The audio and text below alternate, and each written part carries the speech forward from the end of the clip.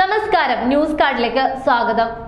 പിണറായി സർക്കാരിന്റെ 2024-25 ബജറ്റിൽ സംസ്ഥാന പ്രതിപക്ഷത്തെ തല്ലിയും തലോടിയും പരാമർശം. ധൂർത്ത ആക്ഷേപത്തിൽ പ്രതിപക്ഷത്തെ തല്ലിയും കേന്ദ്ര അവഗണനയിൽ പ്രതിപക്ഷത്തെ തലോടിയുമാണ് പിണറായി സർക്കാരിന്റെ ബജറ്റിലുള്ളത്.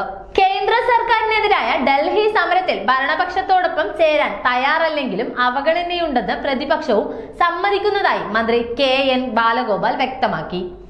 പ്രതിപക്ഷത്തിന്റെ ഈ നിലപാട് സ്വാഗതാർഹമാണ്. വൈകിയാണെങ്കിലും കേരളത്തോടുള്ള അവഗണന പാർലമെന്റിൽ ഉന്നയിക്കുമെന്നും പ്രതിപക്ഷം പറയുന്നുമുണ്ട്. കേന്ദ്ര അവഗണനയ്ക്കെതിരെ സ്വന്തം നിലയിൽ സമരം ചെയ്യാൻ പ്രതിപക്ഷവും തയ്യാറാകണം.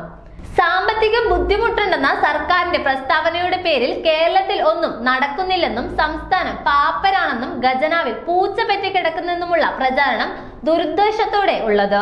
ട്രഷറി മുഴുവൻ സമയവും സജീവമാണ്. വരവിലും ചെലവിലും പൂർവ്വകാല റെക്കോർഡുകളെ തകർത്താണ് ട്രഷറി പ്രവർത്തിക്കുന്നത്. ന്യായമായ ഒരു ചെലവും വെട്ടിക്കുറയ്ക്കാൻ സർക്കാർ തയ്യാറായിട്ടില്ല. വികസന ക്ഷേമ ചെലവുകൾ നടക്കാതിരുന്നാൽ ഒരു ധനപ്രതിസന്ധിയും ഉണ്ടാകില്ലെന്ന നിലപാടിലാണ് മറ്റ് ചില സംസ്ഥാനങ്ങൾ. കേരള സർക്കാർ അങ്ങനെയല്ല. പണം ധൂർത്തടിക്കുകയാണെന്ന ആക്ഷേപം പ്രതിപക്ഷം ഉന്നയിച്ചേക്കും.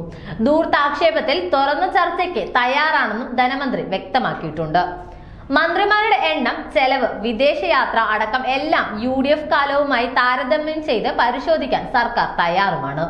ഇത്തരം ആരോപണങ്ങൾക്ക് യാതൊരു അടിസ്ഥാനവുമില്ല.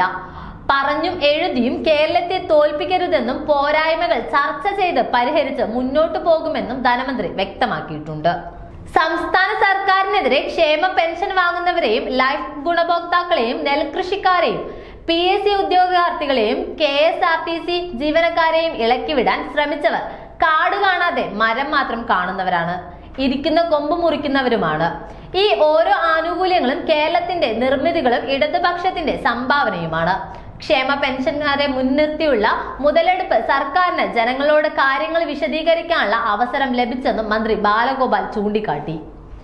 സർക്കാർ പണം ധൂർത്തടിക്കുകയാണെന്ന വിമർശനത്തിനെതിരെ തുറന്ന ചർച്ചയ്ക്ക് തയ്യാറെന്ന് ധനമന്ത്രി.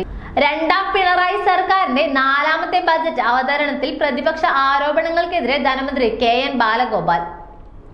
മന്ത്രിമാരുടെ ചെലവടക്കം എല്ലാ ആരോപണങ്ങളിലും ചർച്ചയ്ക്ക് തയ്യാറെന്ന് ധനമന്ത്രി പറഞ്ഞു. സാമ്പത്തിക ബുദ്ധിമുട്ടുണ്ട് എന്നുള്ള സർക്കാരിന്റെ പ്രസ്താവനയ്ക്ക് മറവിൽ കേരളത്തിൽ ഒന്നും നടക്കുന്നില്ല.